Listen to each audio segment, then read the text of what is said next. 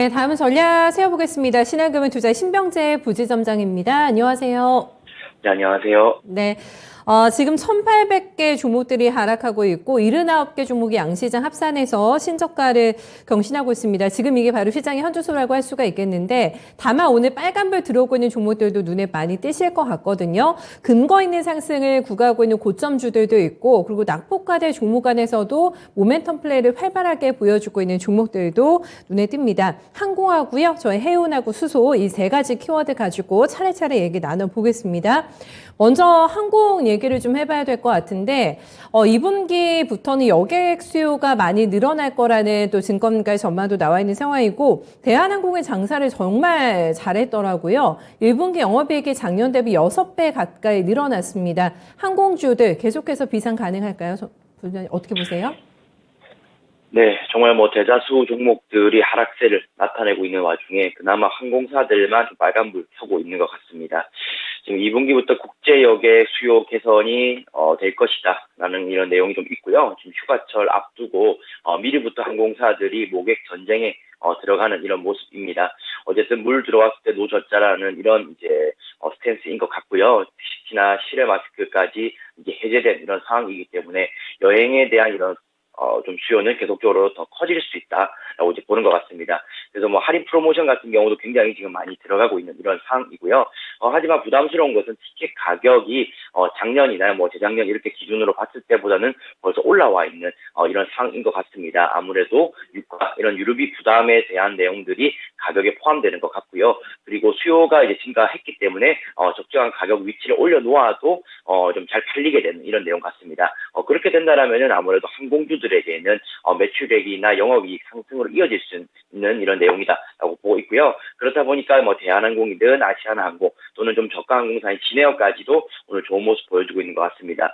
미국의 다우지수가 큰 폭으로 하락을 하더라도 전일에 미국 시장에서 항공주는 좀 하락을 했지만 전체적인 느낌에서는 아직은 깨지지 않은 이런 모습을 보여주고 있는 것 같아요. 그래서 글로벌 리오프닝 쪽에서는 항공주는 잘 버티고 있다라고 이제 보시면 될 것 같습니다. 하지만 국내 항공사들 같은 경우는 종목별 차별화가 조금은 심화되고 있는 이런 상황이고요. 아시아나항공이나 진에어 이렇게 참 차트 보시면은 최근에 또 다시금 큰 폭의 하락을 겪고 있는 이런 모습을 볼 수가 있습니다. 그에 대비해서 대한항공은 3만 원대 좀 잘 지켜주면서 대장주 역할을 하고 있기 때문에 종목별 차별화는 지금 잘 나타나고 있다라고 이제 보시면 될 것 같고요. 여기서 덜 빠진 종목들, 그러니까 하락을 방어에 굉장히 좀 탁월한 종목들 위주로 대응을 하셔야 된다라고 보고 있습니다. 제가 예전부터 탑픽으로 꼽았던 대한항공이 그 종목이 될 것 같고요. 대장주 위주로 대응을 해야 시장이 좀 더 변수가 생기더라도 잘 버틸 수 있고 우상향 했을 때 주도적으로 치고 나갈 수 있다라고 보고 있습니다. 그래서 항공주 충분히 스탠스 저는 우상향 쪽으로 잡아도 된다라고 보고 있고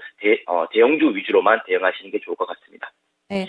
아시아나하고 진에어하고 대한항공 차트를 세 개 딱 놓고 보시면 굉장히 위치가 지금 다르거든요. 대한항공이 조금 독보적인 플레이가 나타나고 있는 상황인데 탑픽 유지가 됩니다. 네, 여객 탑승률 반등의 서막이 나타날 거다라는 오늘 긍정적인 분석이 많았는데 그 안에서도 대형주, 그 안에서도 대한항공을 조금 별도로 해서 더 보셔야 될 것 같아요.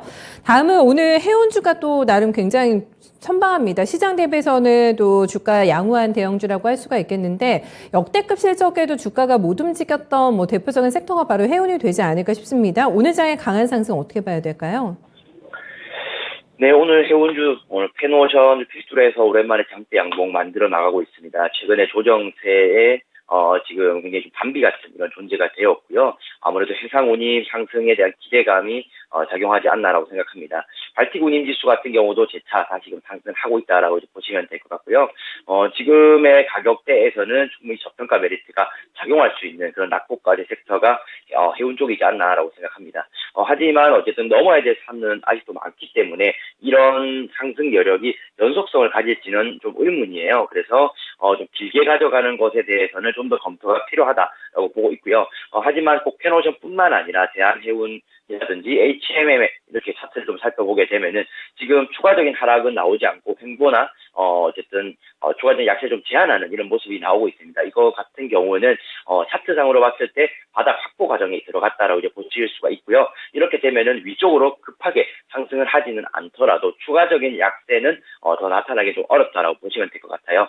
어쨌든 바닥 잡아가는 이런 과정이 지금부터 뭐 한 2, 3개월 정도 진행될 수 있는 그런 차트 모양을 갖추고 있고요. 아무래도 거래량이나 거래 대금이 좀 실려줘야 다시 위쪽으로 올라갈 수 있는 이런 내용이 될 것 같습니다. 말씀하신 것처럼 해상운이 모멘텀 플레이로 해서 단기간에는 조금 트레이딩 가능한데 위쪽으로 긴 방향을 잡기 위해서는 이런 바닥 다지는 과정이 좀 더 진득하게 이루어져야 가능하지 않을까라고 싶고요. 지금 어쨌든 대장주 역할을 하는 것은 저는 뭐 개인적으로는 페노션이지 않나라고 생각합니다. 페노션 같은 경우 오늘 가장 강하게 지금 4%가량 움직여주고 있고요. 누구보다 강하게 고개 들면서 전고점 부분까지 상승하는 것 같습니다. 그래서 대한항공처럼 해운 섹터 같은 경우도 종목별 차별화가 나오기 때문에 큰 종목 위주로 대응하시는 게 좋을 것 같고요. 지금 3조 8천억 정도의 시총 규모인데 4조 정도까지는 위치할 수 있는 그런 내용이다라고 보고 있습니다. 그래서 페노션을 대장으로 두시고 해운 쪽은 대응하시면 좋을 것 같고요. 다른 종목 같은 경우는 조금은 자제하시는 게 좋을 것 같습니다.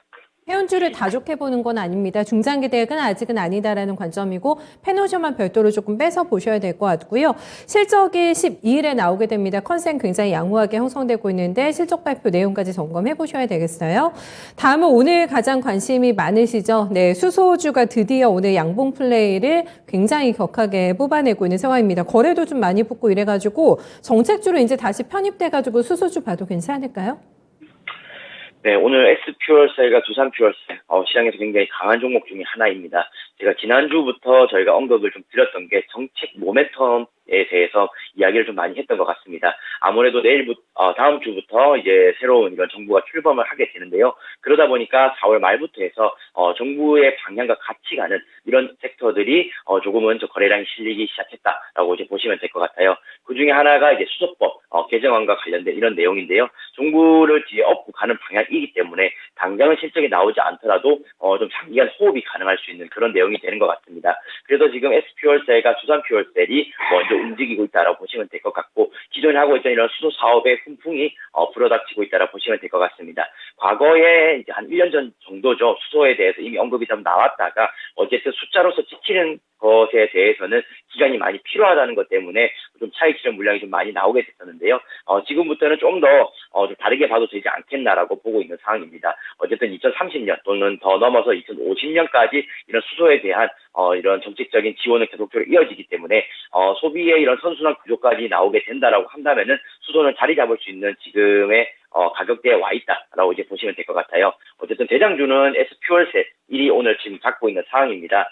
두산은 8% 가까이 상승이고 S퓨얼셀 같은 경우는 20% 이상 상승하고 있는 상황이기 때문에 굳이 대장주 역할을 하는 것을 찾자면은 S퓨얼셀 쪽으로 움직이시는 게 좋지 않겠나라고 보고 있고요. 시총이 지금 2천억 오고 가고 있는 상황입니다. 하지만 과거에 5만 원대까지 움직였던 이런 종목이기 때문에 이번에 정책 과제 관련된 이런 내용으로 모멘텀을 받게 된다라면은 추가적인 상승도 한번 해볼 수 있는 그런 여력인 것 같습니다. 다음 주 아무래도 이제 출범을 하게 되면은 재료 소멸로 인해서 단기간 또 차익 실현에 들어갈 수도 있긴 하지만은 어쨌든 이런 정책적인 면은 좀 장기간 긴 호흡에서 대응을 할 수도 있는 부분이다라고 생각하고 있어요. 그래서 지금 이 종목 같은 경우는 이제 좀 오버행 물량 있는지 좀 살펴봐야 되겠지만은 어쨌든 정고점 부분까지는 다시금 랠리를 할 수 있는 것들이 수소 쪽이지 않나라고 보고 있습니다. 그래서 정책적인 변화 이렇게 체크를 하시면서 수소 쪽은 좀 긍정적으로 보시고 대응하시는 게 좋을 것 같습니다. 일회성 반짝 반등은 아니라고 보시네요. 네, 정책 수혜로 또 올라탔기 때문에 전고점까지 한번 도전 가능할까요? 네, S퓨얼셀 필두로 해서 대장으로 해서 네, 눈여겨보시면 되겠습니다. 큰 틀에서 오늘 장의 포인트는 어떻게 보고 계실까요? 네, 오늘의 포인트는 불확실성이 과잉 되었다라고 이제 말씀을 드리고 싶습니다. 어쨌든 대외 변수가 좋지 못한 것은 이제는 누구나 알고 있는 이런 상황이 될 것 같아요. 아마 매우 지쳐있는 투자자분들이 많을 것이다라고 보고 있습니다. 작년 11월부터 약 7개월 정도 지금 조정세 또는 약세를 나타내고 있다라고 보시면 되고요. 최근 들어서는 중국 쪽 경기 지표가 둔화된 것도 발목을 잡는 한 이유가 되고 있습니다. 국내만 놓고 보더라도 환율이 이제는 1270원대까지 도달한 이런 상황이고요. 1300원대가 이제 얼마 남지 않은 이런 내용입니다. 이 상황에서 영국도 금리 인상을 하게 되었고요. 그렇게 된다라면은 유럽 쪽 상황도 좋지 못하다라고 이제 보시면 될 것 같습니다. 특히나 미국 쪽에서 변동성을 나타내는 빅스 지수 같은 경우도 다시금 꿈틀거리기 시작을 했고요. 지금 지금 대부분의 지표들이 우리에게는 좀 불리하게 작용을 하고 있다라고 보시면 될 것 같습니다. 어쨌든 안도렐리로 인해서 하루 정도 움직였다가 다시금 그것을 다 반납하는 이런 내용의 차트 모양이 만들어졌고요. 지수가 3~4% 정도 움직인다는 것은 굉장히 의미가 큽니다. 그만큼 시장에는 방향성이 정해지지 못하고 굉장히 혼란스럽다라고 이제 보시면 되고, 그래서 지금 저희가 추천 종목 드리기가 굉장히 부담스러운 상황인데, 실제적으로는 굉장히 좀 확실한 이런 내용이 나오지 않는다라면은 현금을 조금 가져가시면서 관망하는 자세가 좀 더 필요하지 않을까라고 정리해서 말씀드리겠습니다. 그러니까 결국에는 좀 패닉셀링이었다, 너무 과했다라고 또 뉴욕장의 어떤 급락에 대해서 봐주신 것 같습니다. 그런 부분을 또 우리도 인식을 하는 것 같거든요. 적정 수준에서 낙폭이 좀 잡히고 있는 상황인데, 정말 말씀해주신 대로 요즘에 추천주 가지고 오실 때 고심을 많이 하실 것 같으세요. 네, 오늘은 어떤 종목 가지고 오셨는지 공개해주세요.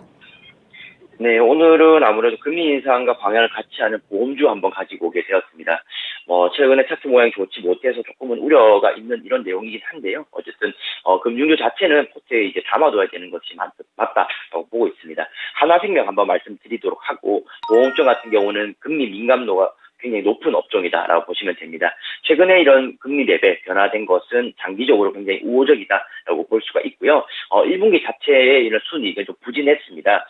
컨센에는 부합하는 이런 내용이었지만은 어쨌든 좀 더 뜯어보게 되면은 변액 보증 이런 손익 쪽이 좀 둔화된 것이 조금 안타까운 이런 내용이었고요. 하지만 신계약을 하는 점에서는 계속적으로 상승을 하고 있기 때문에 양호한 편이다라고 보시면 될 것 같습니다. 그런 것을 접목시킨다면은 최근에 하락폭은 이제 바닥을 좀 다져가는 이런 상황이 있다라고 생각해서 추천드리게 되었고, 이제는 단기 지지선을 확보할 수 있는 그런 과정 속에 있는 것 같습니다. 그래서 단번에 급등을 한다 이렇게 생각하는 종목은 아니지만은 연말까지 긴 호흡에서 대응 가능하신 분들은 보험이나 금융업종 이런 쪽 섹터 한번 골라보시는 게 좋을 것 같습니다. 알겠습니다. 가격 전략은 어떻게 세워볼까요? 네, 가격 전략 차트상에서 보시는 것처럼 3,300원대 이렇게 하던 종목이 2,800원까지 내려앉은 이런 상황입니다. 그래서 매수까지 현재까지 바로 진행 가능하다라고 보고 있고요. 주봉이나 물봉상에서 이어본다라면은 지금의 가격대가 지지선이 확립이 되어야지만 반등이 나온다라고 보고 있습니다. 사실상 이번 차트 깨게 되면은 좀 더 추가적인 약세가 더 나올 수 있긴 한데, 그래서 그 위험성을 바탕으로 추천을 드리고요. 하지만 금리 인상 기조는 계속적으로 될 수가 있기 때문에 좀 아래쪽보다는 위쪽으로 바라보면서 추천을 드리겠습니다. 목표가는 그래서 정고점 부근이어서 3,300원까지만 보시는 것이 타당하다라고 보고 있고요. 손절가 같은 경우는 앞서 말씀드렸던 것처럼 좀 짧게 대응을 하셔야 될 것 같습니다. 그래서 손절가는 2,500원 제시해드리겠습니다. 네, 알겠습니다. 말씀 잘 들었습니다. 네, 감사합니다. 좀 안정감에 있는 종목으로 추천이 나왔습니다. 아주 길게 보는 거는 아니고, 이 종목이 2,700원이 신저가입니다. 그러니까 그 근방을 너무 좀 넘어가면서 하단이 나오면 추가 하락 나올 수 있기 때문에 손절가 타이트하게 나갑니다. 2,500원 제시가 되고 있고요. 3,300원이면 그렇게 멀지 않은 지점입니다. 일단 금리 인상기에 진입이 됐기 때문에 바닥 잡고 조금 더 위로 올라갈 가능성을 높이 보면서 오늘 추천 나온 종목이고요. 목표가도 좀 기억하셔야겠어요. 그렇게 넓지 않습니다. 네, 3,300원 범위에서 일단은 수익 확보하시면 괜찮을 것 같아요. 네, 비제 마켓뷰였습니다.